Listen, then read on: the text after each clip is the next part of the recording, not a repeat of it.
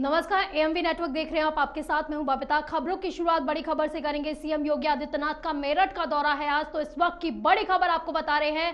CM Yogi Adityanath का मेरठ का दौरा रहने वाला है आज। तो सीएम योगी आज मेरठ में अपना रोड शो भी करते हुए नजर आएंगे। तो शाम 4 बजे शारदा रोड से रोड शो करेंगे मुख्यमंत्री योगी आदित्यनाथ। तो शहर के सबसे बिजी बाजार से उनका रोड शो निकलेगा। तो वहीं शारदा रोड से लाला के बाजार तक सीएम योगी आदित्यनाथ का रोड शो रहने वाला है। तो इस वक्त की बड़ी खबर आपको बता रहे हैं, जहां पर सीएम योगी आदित्यनाथ का अलग अलग राज्य में भी ताबड़तोड़ दौरा है, तो वहीं पर यूपी में भी वो ताबड़तोड़ दौरे कर रहे हैं। तो सीएम योगी आदित्यनाथ का आज मेरठ का दौरा रहने वाला है, जहां पर सीएम योगी आज मेरठ में रोड शो भी करेंगे। तो शाम 4 बजे वो मेरठ पहुंचेंगे, जहां पर शारदा रोड से रोड शो करते हुए वो नजर आएंगे। तो शहर के सबसे बिजी बाजार से उनका रोड शो निकलेगा। तो शारदा रोड से लाला के बाजार तक सीएम योगी आदित्यनाथ का आज रोड शो रहने वाला है।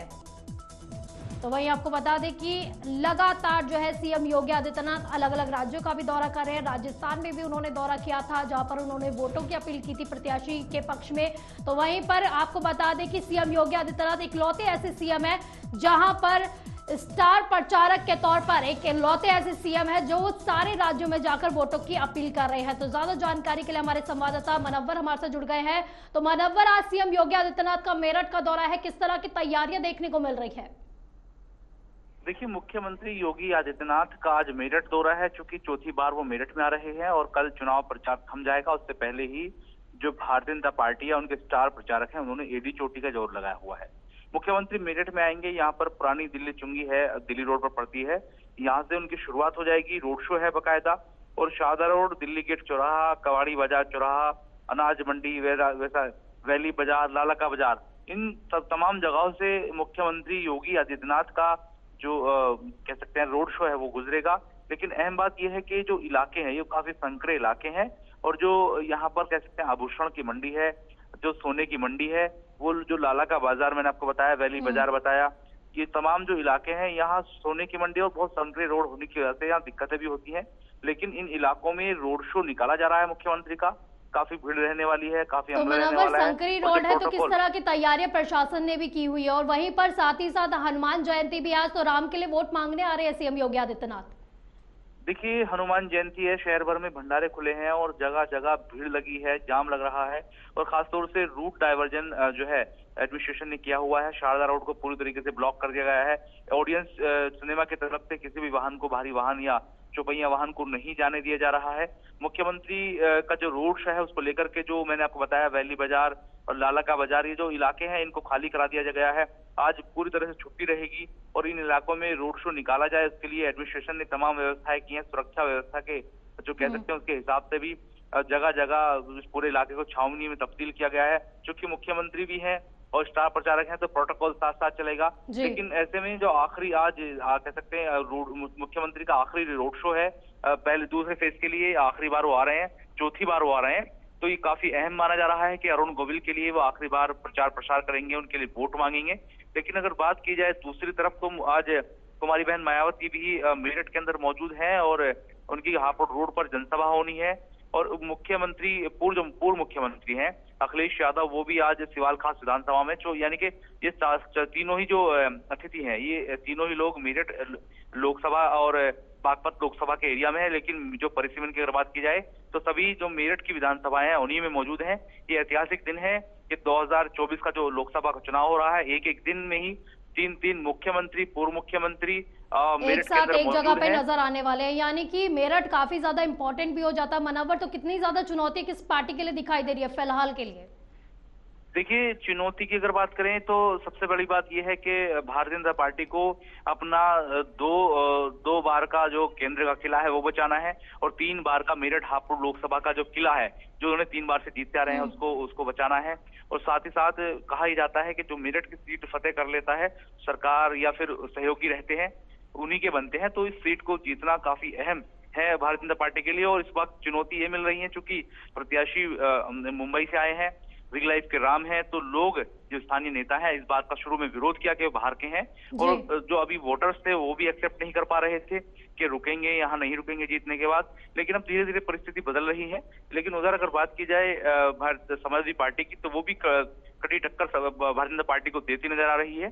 चूंकि जनरल सीट पर समाजवादी पार्टी ने एससी जो दलित महिला है, जो पूर्व कह सकते हैं मेयर है, उनको टिकट दिया है। तो यहाँ पर दलित और मुस्लिम का गठजोड़ भी समाजवादी पार्टी लेकर चल रही है, पीडीए का वो नारा दे रहे हैं। तो अब कड़ी टक्कर भाजपा और सपा में मानी जा रही है। हालांकि जो बहुजन समाज पार्टी है उसका कोई खास जनाधार नहीं है। जो इस वक्त रैली हो रही है, जिस वक्त सभा हो रही है, उस सभा में भी दिखाया जा रहा है कुर्सियां खाली पड़ी हैं। जो लोग सुनने को पहुंचते थे बहन कुमारी मायावती को, इस बार उनका क्रेज नहीं दिख रहा है। शायद लोगों के जहन में आ गया है कि कुमारी बहन मायावती लड़ने नहीं, खेल बिगाड़ने आई हैं। ये जो वोटर्स हैं उनके जहन में चल रहा है, और शायद यही वजह है कि कुर्सियां खाली दिखाई दे रही हैं। देखने वाली बात ये होगी कि किसका दौरा जो है अब सफल हो पाता है। फिलहाल के लिए बहुत बहुत शुक्रिया मनव्वर, आपका इन तमाम जानकारी के लिए। तो वहीं उत्तर प्रदेश के मुख्यमंत्री योगी आदित्यनाथ ने अमरोहा में जनसभा को संबोधित किया। इस दौरान सीएम योगी आदित्यनाथ ने विपक्ष पर जमकर निशाना भी साधा। उन्होंने कहा कि कांग्रेस ने 1970 में गरीबी हटाओ का नारा दिया था। गरीबी तो नहीं हटी, लेकिन एक परिवार को देश के संसाधनों को लूटने की पूरी छूट मिल गई थी, चाहे वो परिवार दिल्ली का रहा हो या फिर सैफई का। तत्कालीन प्रधानमंत्री मनमोहन सिंह ने तो प्रधानमंत्री रहते हुए ये कह दिया था कि देश के संसाधनों पर पहला अधिकार मुसलमानों का है। तो हमारे दलित, पिछड़े, गरीब, किसान आदि कहां जाएंगे? आज जो इंडी गठबंधन के रूप में आपके सामने आए हैं, उन्होंने देश के साथ गद्दारी की है और फिर से गद्दारी करने के लिए ये अपने घोषणा पत्र के साथ आपके सामने आ चुके हैं। कांग्रेस कहती है कि हमारी सरकार बनी तो हम शरिया कानून लागू करेंगे। भारत बाबा साहेब अंबेडकर द्वारा बनाए गए संविधान से चलेगा, ना कि किसी शरिया कानून से। कि देश के संसाधनों पर पहला अधिकार मुसलमानों का है, तो हमारा दलित कहां जाएगा, पिछड़ा कहां जाएगा, एक खड़गवंशी कहां जाएगा, पाल कहां जाएगा, सैनी कहां जाएगा, गरीब कहां जाएगा, किसान कहां जाएगा, माताएं और बहनें कहां जाएंगी, नौजवान कहां जाएंगे? देश के अंदर कांग्रेस जाति के नाम पर, क्षेत्र के नाम पर, भाषा के नाम पर बांटती रही। गरीब भूखों मरता रहा, किसान आत्महत्या करता रहा, नौजवान पलायन करता रहा, और एक कांग्रेसी और उनके सहयोगी दलों को आज जो इंडी गठबंधन के रूप में आपके पास आए हैं, बहनों और भाइयों, ये देश के साथ गद्दारी किए हैं और फिर गद्दारी करने के लिए अपने झूठे घोषणा पत्र के साथ आपके पास आए हैं। आज कांग्रेस का जो घोषणा पत्र है उसको आप देखेंगे, क्या कहते हैं? कहते हैं हमारी अगर सरकार बनी तो हम शरिया कानून लागू कर देंगे। आप बताओ, ये देश बाबा साहब भीमराव अंबेडकर के द्वारा बनाए गए संविधान से चलेगा या किसी शरीयत से चलेगा? भारत संविधान से चलेगा। बाबा साहब भीमराव अंबेडकर के द्वारा बनाए गए संविधान से भारत चलेगा। वहीं मुख्यमंत्री और गोरक्ष पीठाधीश्वर योगी आदित्यनाथ ने चैत्र शुक्ल पूर्णिमा और हनुमान जयंती के अवसर पर सुखदायक और शोकनाशक श्री हनुमत महाप्रभु की विधि विधान से आराधना की। इस दौरान उन्होंने सभी लोगों को हनुमान जयंती की शुभकामनाएं भी दी। साथ ही मुख्यमंत्री ने उनके आरोग्यमय, सुखमय, समृद्धिमय और शांतिमय जीवन के लिए प्रभु हनुमान से प्रार्थना भी की है। वहीं सीएम योगी आदित्यनाथ ने गोरखपुर मंदिर में हनुमान मंदिर में आरती की। तो वहीं मंदिर में भ्रमण के दौरान बच्चों को उन्होंने दुलार भी जताया और उन्हें चॉकलेट भी दी है। तो अलग अलग जगह की आपको तस्वीरें दिखा रहे हैं, जहां पर एक तरफ योगी आदित्यनाथ हनुमान भक्ति में लीन है, तो दूसरी तरफ बच्चों को दुलार कर रहे हैं और इसी दुलार के बीच में उन्होंने बच्चों को चॉकलेट भी बांटी है। तो आज हनुमान जयंती है, तो पूजा अर्चना कर रहे हैं योगी आदित्यनाथ। तो वहीं योगी आदित्यनाथ की एक तरफ की तस्वीर है जहां पर वो हनुमान भक्ति में लीन है, जो हनुमान जयंती के दिन पर वो पूजा अर्चना कर रहे हैं। तो वहीं दूसरी तरफ की ये तस्वीरें हैं जो बहुत प्यारी तस्वीर है, तो बच्चों को दुलार करते हुए और चॉकलेट बांटते हुए ये तस्वीर नजर आई है। तो वहीं गौतम बुद्ध नगर में रक्षा मंत्री राजनाथ सिंह ने जनसभा को संबोधित किया। इस दौरान उन्होंने विपक्ष पर निशाना भी साधा। उन्होंने कहा कि सूरत में हमारा एक प्रत्याशी निर्विरोध जीत गया तो कांग्रेस और दूसरी राजनीतिक पार्टियां कह रही है कि ये लोकतंत्र के लिए खतरा है। मैं उनसे कहना चाहता हूं कि जनता की आंख में धूल झोंक कर नहीं बल्कि आंख में आंख मिलाकर राजनीति करे। उनके समय में भी सांसद निर्विरोध चुने गए हैं, उनके सांसद निर्विरोध जीते तो लोकतंत्र मजबूत और हमारा एक सांसद निर्विरोध जीते तो लोकतंत्र कमजोर हो जाता है। अब एक बात शुरू कर दिया। बहनों भाइयों, आपको अखबारों के माध्यम से जानकारी मिली होगी कि गुजरात में, सूरत में हमारा एक कैंडिडेट निर्विरोध जीत गया। भारतीय जनता पार्टी के जीतने का सिलसिला प्रारंभ हो गया है और कांग्रेस के लोग और दूसरी राजनीतिक पार्टियां कह रही हैं यह लोकतंत्र के लिए खतरा है। मैं यह पूछना चाहता हूं, कांग्रेस के दोस्तों को कहना चाहता हूं, विरोध पक्ष के लोगों को कहना चाहता हूं, जनता की आंखों में धूल झोंक कर राजनीति मत करो। जनता की आंखों में आंख मिलाकर राजनीति करो। हिम्मत है तो आपकी भी हुकूमत थी, कई बार सांसद निर्विरोध चुने गए। आपके सांसद यदि निर्विरोध जीत जाए तो लोकतंत्र मजबूत हो गया और हमारा एक सांसद निर्विरोध जीत गया तो लोकतंत्र कमजोर हो गया। वहीं केंद्रीय मंत्री और सांसद स्मृति ईरानी 29 अप्रैल को अपना नामांकन दाखिल करेंगी। तो वहीं नामांकन के दौरान प्रदेश के मुख्यमंत्री योगी आदित्यनाथ, प्रभारी मंत्री गिरीश चंद्र यादव और स्वास्थ्य राज्य मंत्री मयंकेश्वर शरण सिंह समेत कई दिग्गज भी मौजूद रहने वाले हैं। तो वहीं गौरीगंज कलेक्ट्रेट में सांसद अपना नामांकन करेंगी। तो आपको बता दें कि स्मृति ईरानी लगातार तीसरी बार अपना नामांकन दाखिल करने जा रही हैं। आपको यह भी बता दें कि 20 मई को 5वें चरण में अमेठी में मतदान होना है और 26 अप्रैल से नामांकन प्रक्रिया भी प्रारंभ होगी।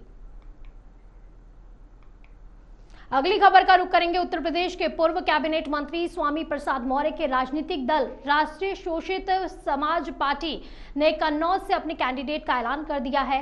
पार्टी ने कन्नौज लोकसभा सीट से आलोक कुमार वर्मा को अपना प्रत्याशी चुना है। सोशल मीडिया हैंडल से किए गए पोस्ट में कहा गया है कि राष्ट्रीय शोषित समाज पार्टी लोकसभा क्षेत्र 42 कन्नौज से आलोक कुमार वर्मा पुत्र रामबख्श वर्मा पूर्व सांसद को प्रत्याशी घोषित करती है।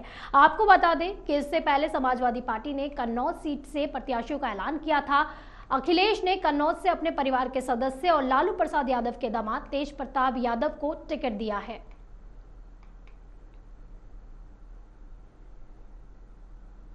तो जिस तरह से गर्मी के मौसम में हाई टेम्परेचर बढ़ रहा है, वैसे ही लोकसभा चुनाव की सियासी पारा भी अब बढ़ना शुरू हो गया है। तो टिकट मिलने से पहले और टिकट मिलने के बाद बीजेपी सांसद विनोद सोनकर के प्रति जनता में काफी ज्यादा विरोध भी देखने को मिला है। उन्होंने विरोध प्रदर्शन रुकने का अब नाम भी नहीं ले रहा है उनके नाम पर। तो अब तो हालत ये हो गई है कि सांसद विनोद सोनकर जहां भी सभा करने जाते हैं, जनता मंच पर ही सवाल दागना शुरू कर देती है। एक ऐसा ही मामला डिप्टी सीएम केशव प्रसाद मौर्य के गृह निवास के दारा नगर का सामने आया है, जहां पर वायरल वीडियो में साफ तौर से देखा जा रहा है कि जनता किस तरह से विरोध कर रही है, साथ ही साथ मंच पर कॉमेंट भी कर रही है।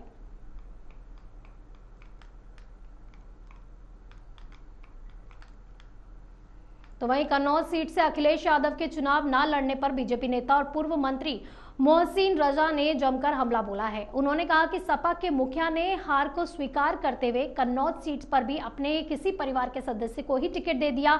अपने लिए उन्होंने कोई भी स्थान नहीं छोड़ा है।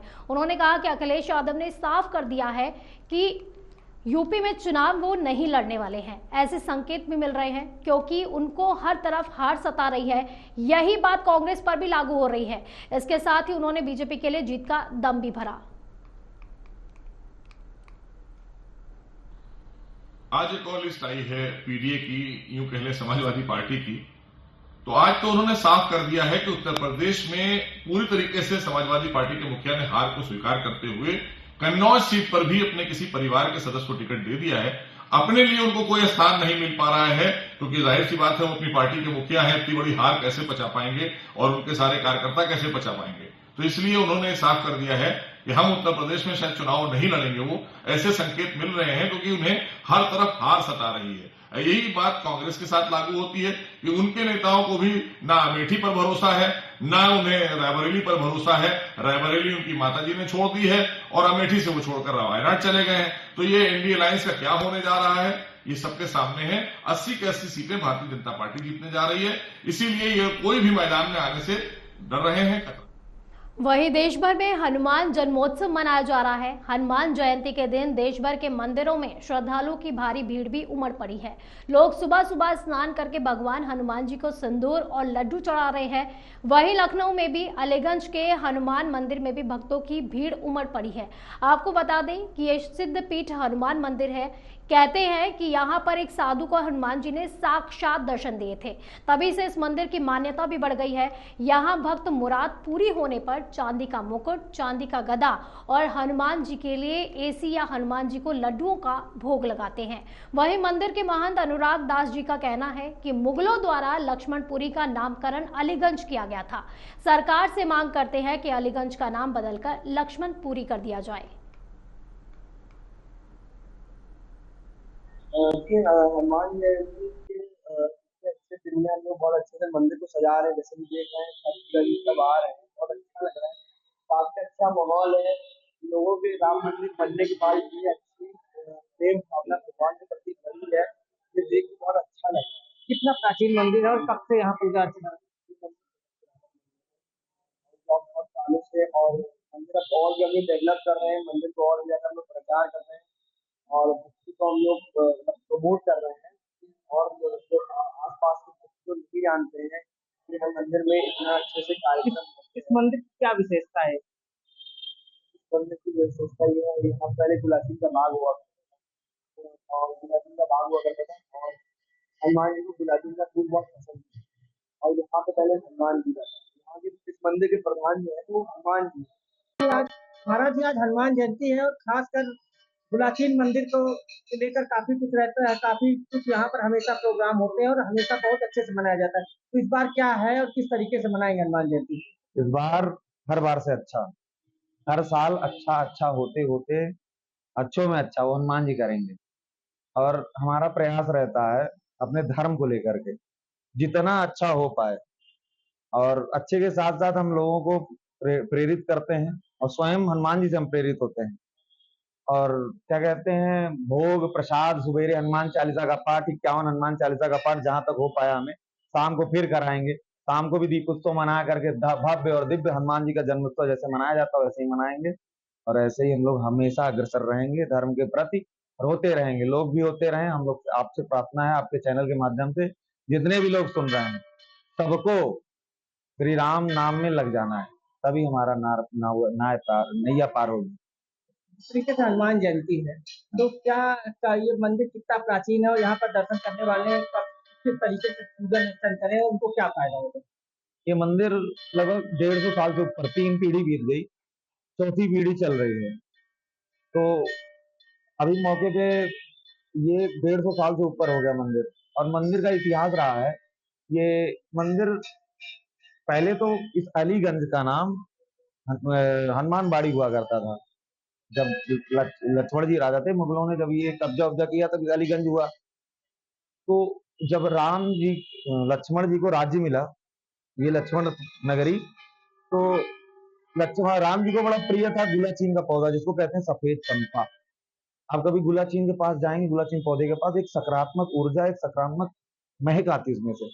आप कभी भी उसके पास खड़े होंगे ना कि आपको पॉजिटिव ऊर्जा उसके पास से मिलेगी। तो मतलब अब की बार ये इच्छा है कि इसका नामकरण में परिवर्तन किया जाए। ये महाराज जी के कहना है कि कहीं ना कहीं पहले इसका नाम मुगलों ने अलीगंज कर दिया, इसका नाम परिवर्तित किया जाए। और आपको बता दें कि इस समय यहाँ पर भक्तों की काफी प्राचीन मंदिर है, मंदिर है और सुबह से भक्तों का तांता लगा है। तो वहीं लखीमपुर खीरी जिले में आज धूमधाम से हनुमान जन्मोत्सव मनाया जा रहा है। सुबह सुबह जय श्री राम के जय घोष भी लगाते हुए सभी दासियां, 1000 लोग सड़कों पर उतरे हैं। तो वहीं लखीमपुर शहर से 10 किलोमीटर दूर लखनऊ हाईवे पर गुलरीपुरवा हनुमान मंदिर तक लाखों श्रद्धालु पदयात्रा में शामिल होकर पैदल बजरंग बली के दर्शन के लिए जा रहे हैं। पदयात्रा में लोकसभा खीरी से चुनाव मैदान में खड़े प्रत्याशी भी आस्था में डूबे नजर आ रहे हैं। इस दौरान उन्होंने भक्ति में लीन पैदल यात्रा भी की है।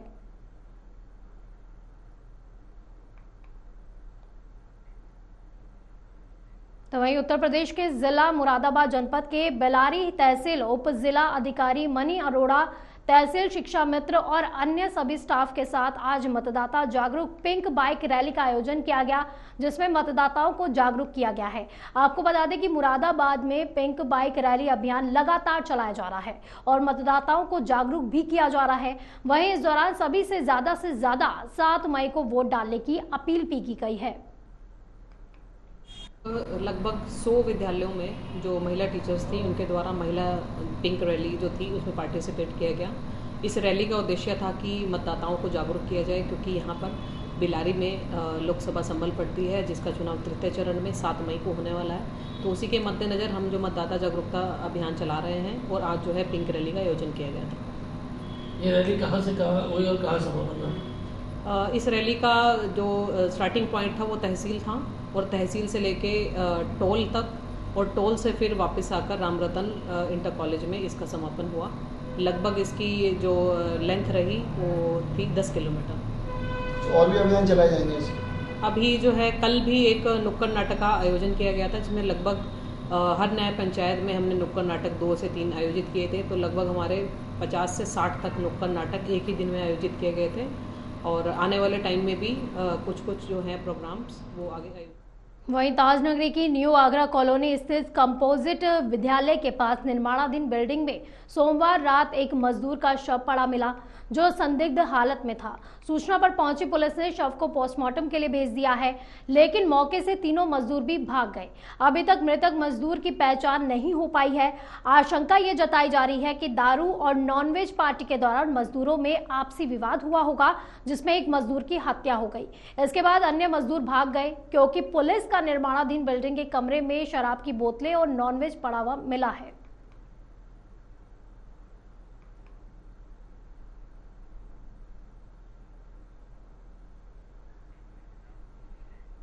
वहीं उत्तर प्रदेश के कन्नौज में आज सुबह 40 यात्रियों से भरी बस डिवाइडर तोड़कर ट्रक से टकरा गई। हादसे में बस ड्राइवर समेत 4 की मौत हो गई है, जबकि 36 लोग घायल बताए जा रहे हैं। बस सवारियों को लेकर गोरखपुर से दिल्ली जा रही थी। पुलिस ने बताया कि बस के ड्राइवर को झपकी आने से यह एक्सीडेंट हुआ है। हादसा आगरा लखनऊ एक्सप्रेसवे पर इनायतपुर गाँव के पास बताया जा रहा है। आज सुबह 4:30 बजे के आसपास लखनऊ आगरा एक्सप्रेसवे पर 260 किलोमीटर ठठिया थाना क्षेत्र पर एक बस और एक ट्रक की आमने सामने से टक्कर हो गई। ट्रक आलू लदा हुआ लखनऊ की तरफ जा रहा था और बस लखनऊ से दिल्ली की तरफ जा रही थी। इस तरह का लग रहा है कि बस वाले को नींद आ गई और उसने लेन अपनी कूद कर अपोजिट साइड से आ रहे ट्रक से टक्कर मार दी। मौके पर 4 व्यक्ति की मौत हो गई और 21 आदमी घायल हुए। जो घायल थे उन्हें तत्काल तिरवा मेडिकल कॉलेज में भर्ती कराया गया, जो उपचाररत हैं और सभी खतरे से बाहर हैं। जो 4 मृतक थे उन्हें मॉर्चरी भिजवा दिया गया है, उनकी पोस्टमार्टम कार्रवाई कराई जाएगी। लॉ एंड ऑर्डर की कोई समस्या नहीं है, मौके पर ट्रैफिक जारी है, विधिक कार्रवाई की जा रही है। इसी बीच उत्तर प्रदेश के आगरा से एक अजीबोगरीब मामला सामने आया है, जहां एक पति ने यह ऐलान किया कि पहले उसकी पत्नी लेखपाल की नौकरी छोड़े, फिर वो उसे साथ रखेगा। पति का कहना है कि पत्नी के लेखपाल बनने के बाद उसके तेवर बदल गए हैं। सरकारी नौकरी लगने के बाद वो पति पर ही रौब झाड़ने लगी है। तो पति का यह आरोप है कि नौकरी लगने के बाद पत्नी घर पर ध्यान नहीं दे रही है। वहीं युवती ने मायके वालों के साथ पुलिस से पति की शिकायत भी की है। तो वहीं पति का ये कहना है कि जब तक उसकी पत्नी नौकरी नहीं छोड़ती तब तक वो साथ उसे नहीं रखेगा। बहुत अजीब लगता है कि जिस भारत देश में हम लोग बेटियों को आगे बढ़ाने के लिए क्या नहीं कर रहे। हर छोटा परिवार, बड़ा परिवार, मध्यम परिवार, हम सब लोग बेटियों को आगे बढ़ाने के लिए हैं। जबकि एक बहुत बड़ा नारा बना हुआ है बेटी बचाओ बेटी पढ़ाओ। उसके बाद भी इस तरह का केस आया कि एक महिला जो कि लेखपाल है और बहुत पढ़ लिख कर मेहनत के बाद, शादी के बाद उसने पूरे परिवार की जिम्मेदारियां निभाने के साथ भी उसने पद पाया, लेकिन उसके पति को ये नागवार गुजरा और वो नहीं चाहते कि उनकी पत्नी नौकरी करे।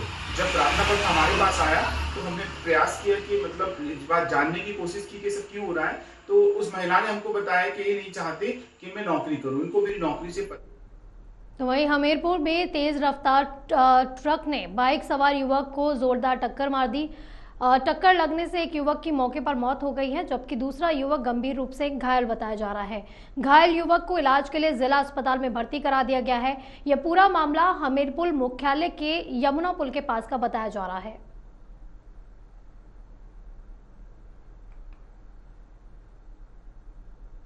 बुलेटिन में फिलहाल के लिए बस इतना ही। आप देखते रहिए AMV नेटवर्क। नमस्कार।